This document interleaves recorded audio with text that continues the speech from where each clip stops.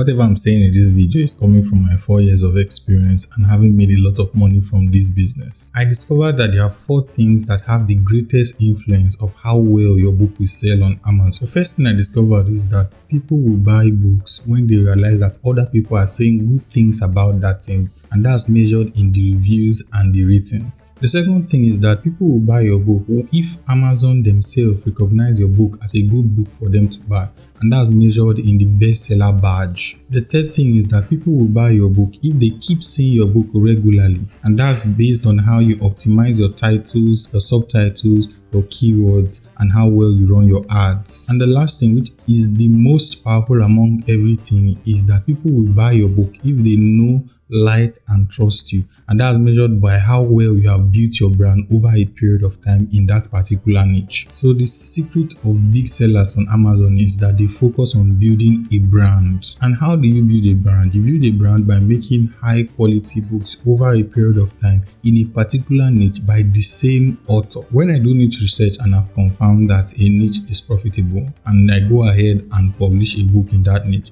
sometimes the book doesn't sell, it just flops. Over time, I discovered that this problem is as a result of the fact that I didn't know the niche well enough. So what I did was that if my book flops, I don't just run and leave the niche and go and find the next profitable niche to publish my book in. I go back to that book that flopped and try to understand why it flopped.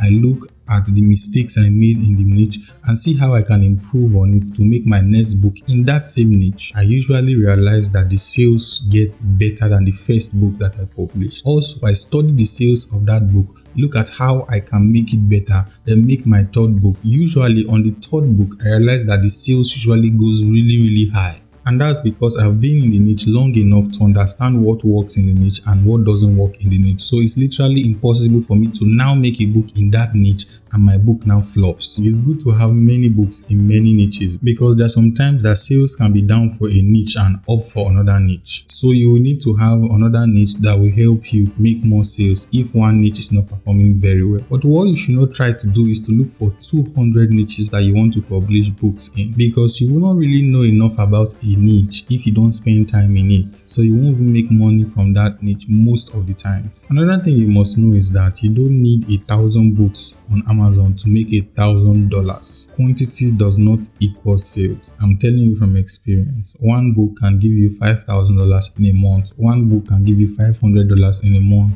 One book can give you $2,000 in a month. So you will benefit more when you focus more on understanding the niche and making the books that will sell very well for you instead of chasing over 200 niches. The third thing I would do if I just started KDP is that I will not make low content books. I made an entire video about this, but I'll just summarize this here. First of all, you need to understand what a low content book is not. A low content book is not a coloring book, it's not a puzzle book, it's not an activity book. There are books like notebooks, planners, journals, diaries, logbooks, recipe books, essentially books that you just use one page and duplicate it in other pages, and probably the only changes you make in the other pages is just dates. So why won't I want to make low content book if I just started KDP? First, because low content books are very easy to make. It literally takes you less than 10 minutes to create one, and that simply means that a lot of people can do the same thing that you are doing. So even if you find a niche that is unsaturated, it's just a matter of time that niche will be oversaturated and flooded with a lot of low content books. The reason is because you don't need any special knowledge or any special skill to be able to make those kind of books. Another reason I will not do low content books is because prices of books in those kind of niches are very low. I'm talking about as low as $6 per book. So what that means is that in order for you to make $1,000, you have to sell 1,000 copies of your book. Even if you decide to run ads, if you calculate your ad spend minus the cost of your total sales, you discover that you are running at a loss. The only way you can make money from this kind of low content niches is if you are among the first people to publish a book in that particular niche, or if somehow you sell thousands of copies in that niche. And lastly, if you are not using Amazon KDP, maybe you are doing FBA. As you can see, the odds are really against you. So instead of spending time creating low content books, why not you just make high content books that have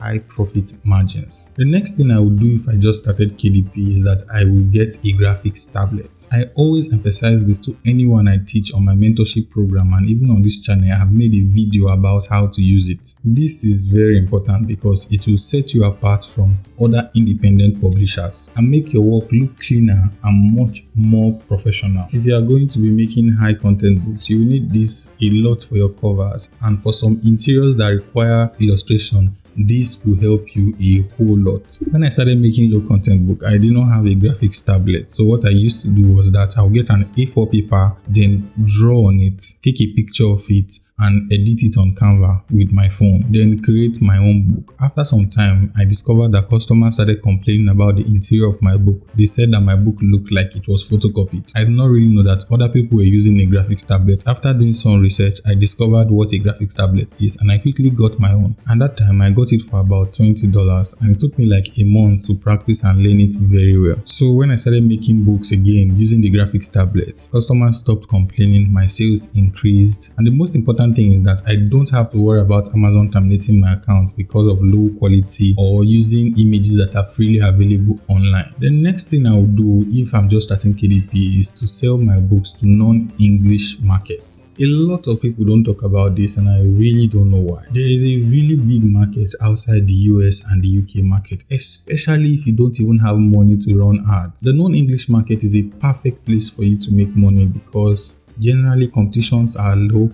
and the prices are really higher than that of even the English market. So far, the biggest sales I usually have in the non-English market comes from Germany, then France, then Italy, then lastly Spain.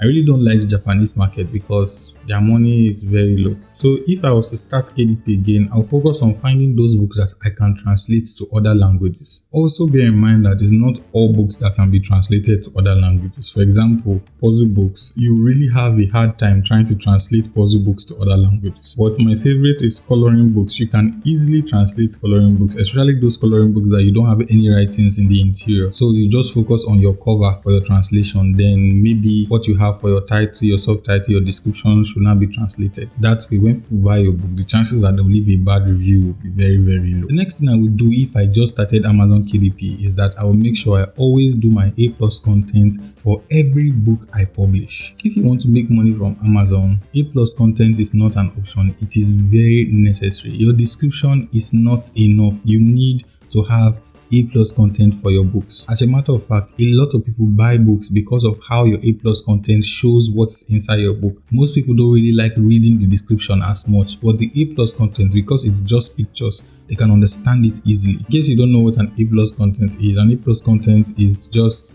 pictures and graphics that people use to advertise their books anytime somebody clicks on the book to check what the book is about. And it was actually made by Amazon for everybody now to use. The next thing I would do if I'm just starting Amazon KDP is not to wait until I have sales before I start running ads on my book. I have said this before and I'm going to say it again. Ads is not only for promotion of your book, it's also for feedback. There are informations about your book that Amazon will not show you if you are not running ads. And these informations are so vital.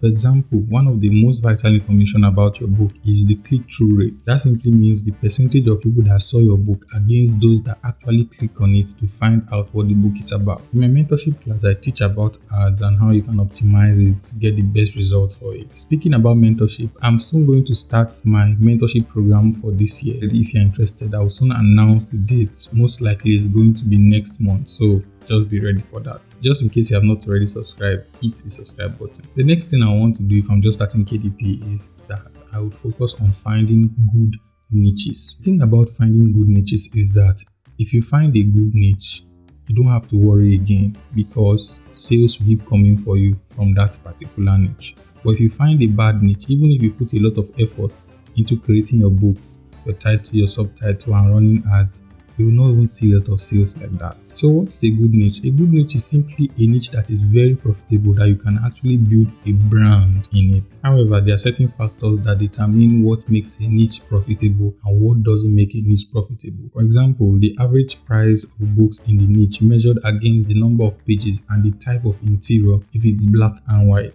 Another thing is the demand for the niche, if people want to buy this book on a daily basis or not. So you want to check if the niche is a seasonal niche or an evergreen niche, and also if the demand is strong enough for you to want to even choose a seasonal niche. There are other bunch of things that you have to look out for before you can ascertain that this niche is profitable. So the thing is that finding a very profitable niche takes a lot of time. That's why I've personally done a thorough research on Amazon, and I've discovered over 100 very profitable niches and their keywords. And these niches are going to generate a lot of sales for you if you choose to go into any of them. And you don't have to worry about oversaturation because the books in these niches are not easy to make. And secondly, when it comes to price, you make good money when you sell one copy from your book. Plus, you also get a video of me teaching you how to make attractive covers that is going to bring a lot of sales for you. The launch price for the copy of these 100 niches and their keyword goes for 10,000 naira. That's about $20. But if you pre-order for it, you get it at a discounted price of 5,000 naira